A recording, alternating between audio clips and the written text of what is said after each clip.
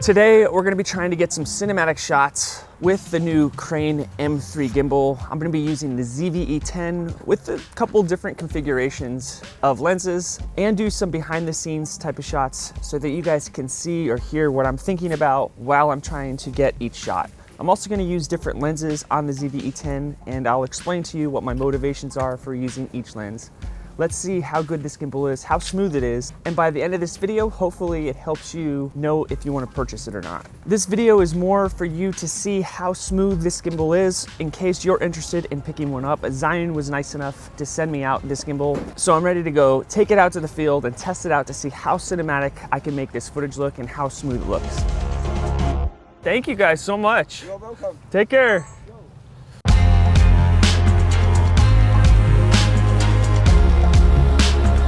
When I say cinematic, I'm thinking about what you might see inside of a movie. And for this shot right here, I'm thinking like a scene establishing shot. You're introducing your audience to the story and you're introducing them to the space. So what we're gonna do is we're just gonna slowly do a punch in. I have the 16mm Sigma f1.4 lens on the ZV-E10. It's the perfect lens to get kind of the scene establishing shot. So let's see how this looks.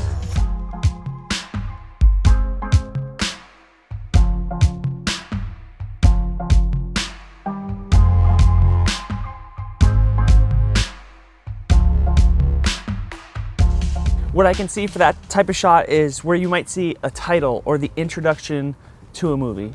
Now let's go see what else we can get. So one shot that I love to get, this is kind of also as a scene setting shot, is we're going to manually focus on the clouds and the sun. And then what we're going to do is expose everything correctly. And then we're going to go behind a pillar and just slowly do a track left and then let the whole scene be revealed. So it's called the scene reveal shot. Let's try that. So even though we're underexposed by -1, that's perfect. Now we're going to let it focus on that cloud back there. Once we're focused, I'm gonna switch it over to manual focus and then I'll do my reveal shot.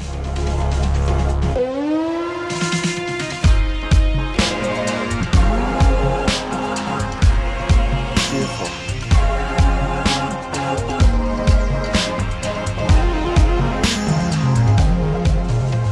Now we're getting a kind of a wide angle shot of these guys walking out so that we can kind of see where they're going.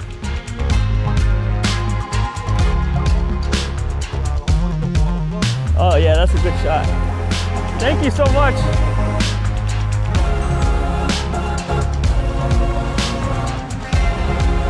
So now we're gonna go down to the water line. We're gonna do an undermount. So I'll flip the gimbal upside down like this. I'm gonna get a low angle shot of the waves coming in with the sun in the background. So before I flip it upside down like this, I wanna make sure that I'm exposed correctly and also that my manual focus is set, because otherwise we'll get a lot of focus breathing. Let's go get that shot.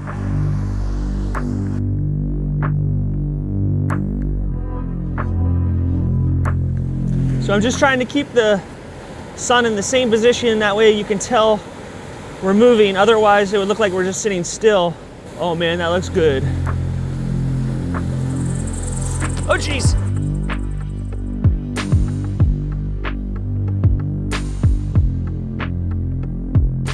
See this stick right here, which looks pretty cool. So I figured I would get that shot because it helps just give a little bit more detail about where we are and kind of some of the things that you would see while you're in this location. Let's go get that shot. I'm gonna see if I can get this bird flying away, because as soon as I walk up to it, I know it's gonna fly. We still have the wide angle lens on. I was gonna put another lens on, but we're having too much fun with this thing.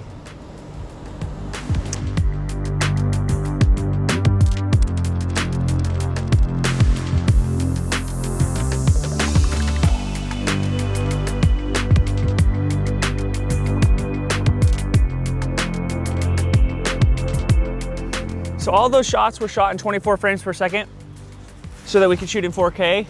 Probably would have been fine if we shot in 1080, just so we could have the option to slow it down in post, but 24 4K is so super clear that we just had to do that. Now I'm going to go to some flat ground so that I can change out the lens to my 30mm, which is pretty much an all-around lens. The only downside is now I'm gonna have to rebalance the gimbal. But that's okay, it's worth it when you see the shots that it produces.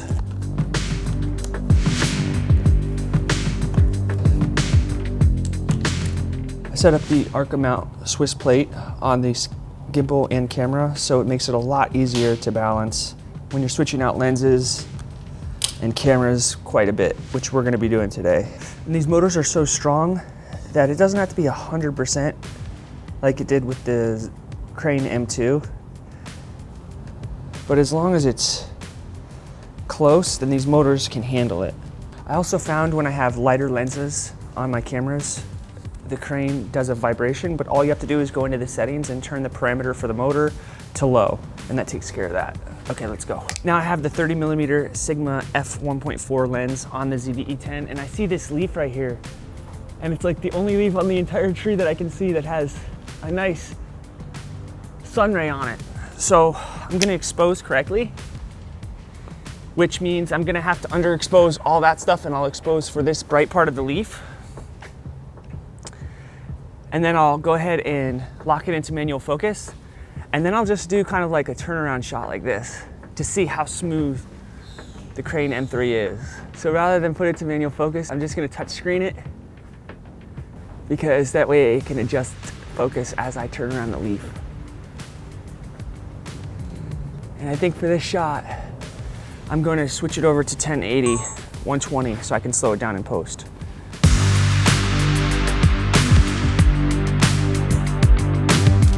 As we were walking in here, I noticed my cat friend from my first ZV-E10 video ever. So I'm gonna use this 30mm lens to see how close I can get to it. Just say hi to it. Here he is.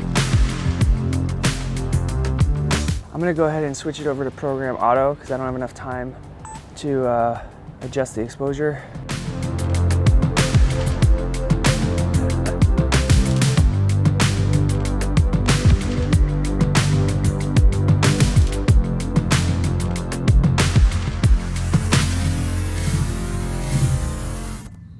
I didn't get that exact shot that I was really hoping to get with that cat, but oh, take a look at this. Look at this sunlight that's coming through the light. Remember we did this with the cinematic video with the ZV-1. We're gonna just go ahead and push the camera right through there so that it can see the sun shining through those branches. So what we're gonna do is we're going to look at the sun, we're going to expose our camera, we're gonna underexpose it so the sun isn't blown out, and then we're just gonna track to the right and let the sun become revealed.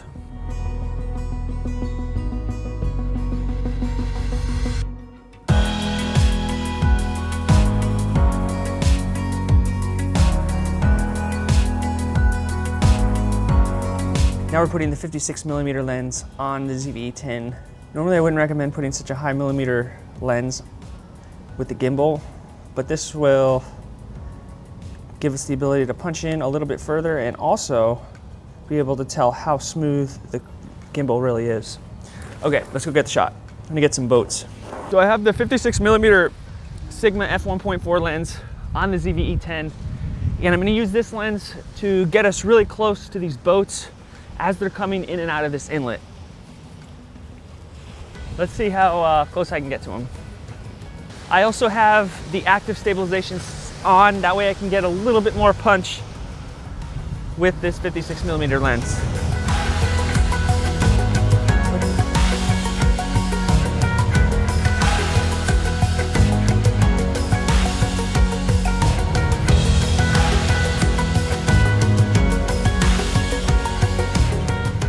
So this is a shot where I'm definitely underexposing on the bird, but I just think it looks like so cool because there's that nice silhouette in the background.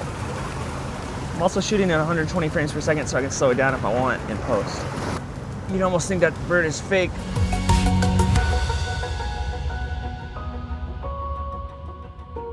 It'd be interesting to see how smooth this gimbal is with this long lens on it, because it's really the equivalent of about 80mm.